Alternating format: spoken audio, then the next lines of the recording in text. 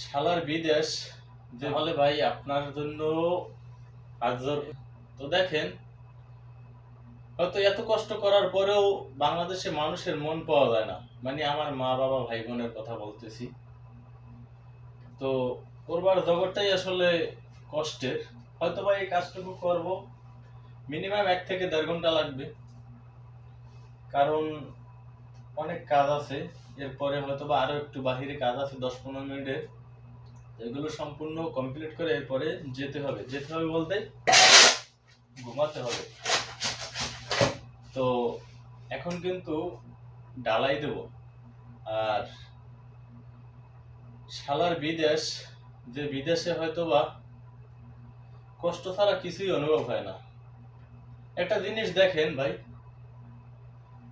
আমি যখন বাংলাদেশে ছিলাম বা আমার মতো আরো অনেক লোকজন ছিল, ঘুরে বেড়াতো, কোনো কাজকর্ম করতো না, কিন্তু তারা এসে কি করে আমার মতো, আমি তো এই কাজে মানে লিপ্ত আছি, এর থেকে মানে নিকৃষ্ট কাজেও অনেকে লিপ্ত আছে।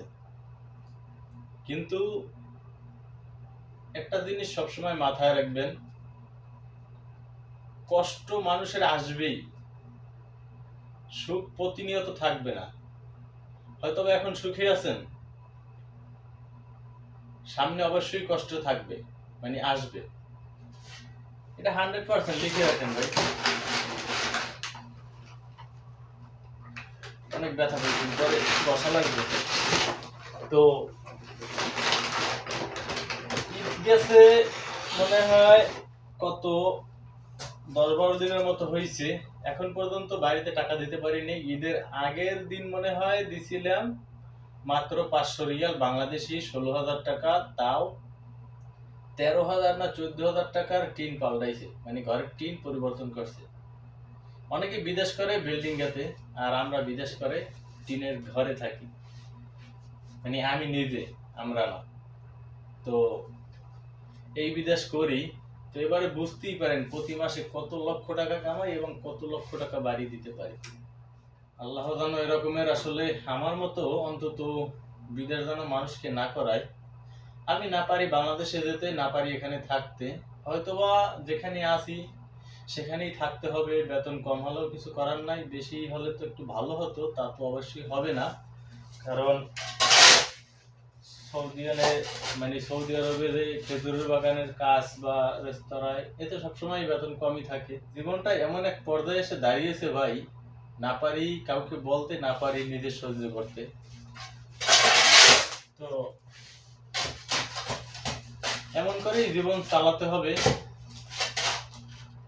অনেকে কিন্তু বিদেশ আসার জন্য অনেক ব্যস্ত হয়ে পড়ে, কিন্তু তাদেরকে ভাই বলি একটা কথা, আপনার যদি প্রতি মাসে 10 থেকে 15,000 কিংবা 20,000 টাকা ইনকাম থাকে, আপনি খেয়ে পরে আপনি ভালো আছেন, তাহলে ভাই আপনার জন্য হাত জোর করি আপনি বিদেশ আসবেন না।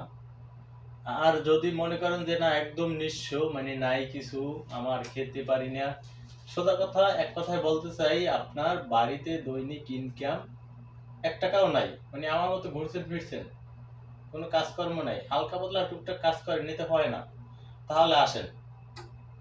ছেঁচা গুতা খাইয়া যেরকমের হোক, একদিন ঠিকই হয়তো 2-4 টাকা ইনকাম করবেন বা রাখতে পারবেন, এরপরে হয়তো বা আপনার মানে জীবনের উন্নতি ঘটবে। যাই হোক, তো ভিডিওটি ভালো লাগলে অবশ্যই একটি লাইক করে দিবেন এবং অন্যকে দেখার জন্য শেয়ার করে দিবেন।